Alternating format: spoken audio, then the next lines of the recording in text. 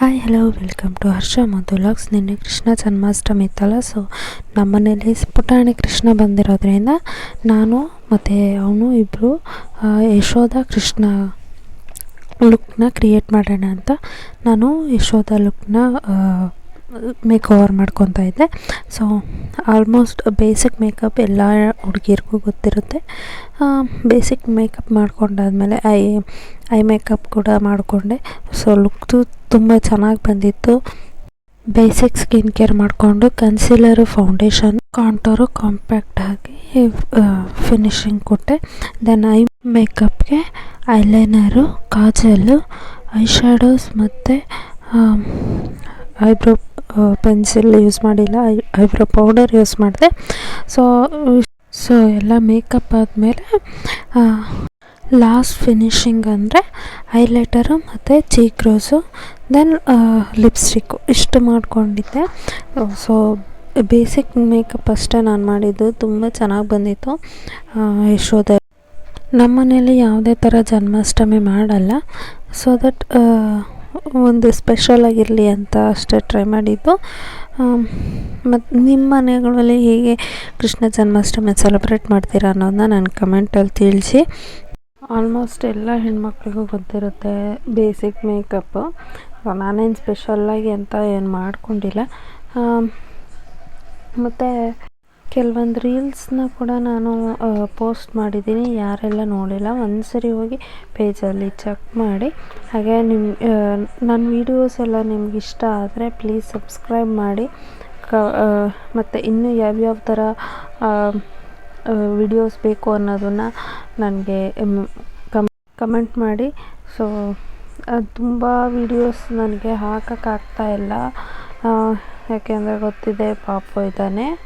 So that ನನಗೆ ಆದಷ್ಟು ಸ್ವಲ್ಪ ಪ್ರಿಪೇರ್ ಆಗಬೇಕು, ಎಡಿಟಿಂಗ್ ಮಾಡಬೇಕು, ಎಲ್ಲ ವಿಡಿಯೋಸ್ ಮಾಡ್ಕೋಬೇಕು, ಎಲ್ಲ ನಾನೇ ಮಾಡೋದ್ರಿಂದ ನನಗೆ ಟೈಮ್ ಸಾಕಾಗ್ತಿಲ್ಲ. ಆ್ಯಂಡ್ ಸ್ವಲ್ಪ ಫಿಸಿಕಲಿ ಅಷ್ಟು ಸ್ಟ್ರಾಂಗ್ ಆಗ್ತಾಯಿಲ್ಲ ನಾನು.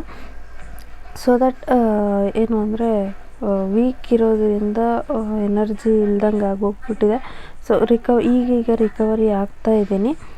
ಆದಷ್ಟು ಡೈಲಿ ಒಂದೊಂದು ವೀಡಿಯೋನ ಅಥವಾ ಶಾರ್ಟ್ಸ್ನೋ ಅಪ್ಲೋಡ್ ಮಾಡೋಕ್ಕೆ ಟ್ರೈ ಮಾಡ್ತಾಯಿದ್ದೀನಿ. ಆ್ಯಂಡ್ ಪ್ಲೀಸ್ ಫಾಲೋ ಮಾಡಿ, ಪೇಜ್ನ ಸಬ್ಸ್ಕ್ರೈಬ್ ಮಾಡ್ಕೊಳ್ಳಿ.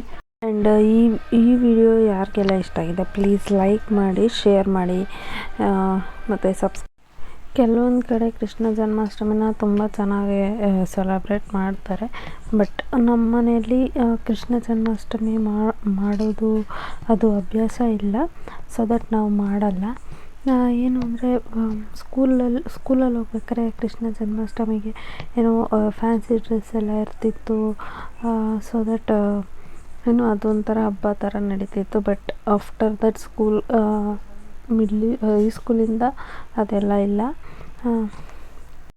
ಸೊ ಇವಾಗೇನು ಅಂದರೆ ನಮ್ಮನೆಗೆ ಪುಟ್ಟ ಕೃಷ್ಣ ಬಂದಿರೋದ್ರಿಂದ ಟ್ರೈ ಮಾಡ್ತಾಯಿದ್ದೀನಿ ಅಷ್ಟೇ. ಫಸ್ಟ್ ಇಯರ್ ಏನಕ್ಕೆ ಅವನ್ನ ಯಾವುದೇ ಒಂದು ಹಾಡಲ್ಲೂ ಕೂಡ ನಾನು ಮಿಸ್ ಮಾಡೋಕ್ಕೆ ಇಷ್ಟಪಡ್ತಾಯಿಲ್ಲ, ಎಲ್ಲ ಥರನೂ ಮಾಡಬೇಕು ಅಂತ ಆಸೆ. ಸೊ ದಟ್ ಟ್ರೈ ಮಾಡ್ತಾಯಿದ್ದೀನಿ ಅಷ್ಟೇ. ಆ್ಯಂಡ್ ಫೇಸ್ ಕೂಡ ರಿವೀಲ್ ಮಾಡಬೇಕು ಅಂತ ಅಂದ್ಕೊಂಡಿದ್ದೀನಿ. ಸ್ವಲ್ಪ ಟೈಮ್ ಬೇಕು ಅದಕ್ಕೆ, ಯಾಕೆಂದರೆ ಇನ್ನು ಚಿಕ್ಕವನಾಗಿರೋದ್ರಿಂದ ಅದೇನೋ ಮನೇಲಿ ಸ್ವಲ್ಪ ಬೇಡ ಅಂತ ಹೇಳ್ತಾ ಇದ್ದಾರೆ. ಸೊ ದಟ್ ಆದಷ್ಟು ಬೇಗ ನಾನು ಫೇಸ್ ರಿವೀಲ್ ಮಾಡ್ತೀನಿ. ಮೇಕಪ್ ಎಲ್ಲ ಒಂದು ಕಡೆ ಆದರೆ ಬೊಟ್ಟಿಟ್ಟ ತಕ್ಷಣ ಇಡೀ ಮೇಕಪ್ ಲುಕ್ಕೇ ಚೇಂಜ್ ಆಗೋಯಿತು. ನನಗೆ ಸಖತ್ ಇಷ್ಟ ಆಗೋಯಿತು. ತುಂಬ ಸೆಟಲ್ಡಾಗಿ ಜಸ್ಟ್ ಬೇಸಿಕ್ ಮಾತ್ರ ತುಂಬ ಚೆನ್ನಾಗಿ ಬಂದಿತ್ತು ಲುಕ್ಕು. ಬರೀ ನಾನೇ ಹೇಳ್ತಾ ಇದ್ದೀನಿ ತುಂಬ ಚೆನ್ನಾಗಿ ಬಂದಿತ್ತು ಅಂತ. ನೀವು ಹೇಳಿ ಹೇಗೆ ಬಂದಿದೆ ಅಂತ ಲುಕ್ಕು, ಫೈನಲ್ ಲುಕ್ಕು. ಆ್ಯಂಡ್ ಒಂದು ಟಿಪ್ ಏನು ಅಂದರೆ ಲಿಪ್ಸ್ಟಿಕ್ ಹಾಕಿದ್ಮೇಲೆ ಲಿಪ್ಸ್ಟಿಕ್ ಹಾಗೆ ಕೂರಬೇಕು ಅಂದರೆ ಜಸ್ಟ್ ಅದ್ರ ಮೇಲೆ ಪೌಡರ್ನ ಟ್ಯಾಪ್ ಮಾಡಿ ಕಾಂಪ್ಯಾಕ್ಟ್ನ, ಅದು ಹಾಗೆ ಸ್ಟಿಫಾಗಿರುತ್ತೆ. ಹಿಂಗೋ ಒರೆಸಿದ್ರೆ ಹೋಗೋದು ಆ ಥರ ಎಲ್ಲ ಏನೂ ಆಗಲ್ಲ.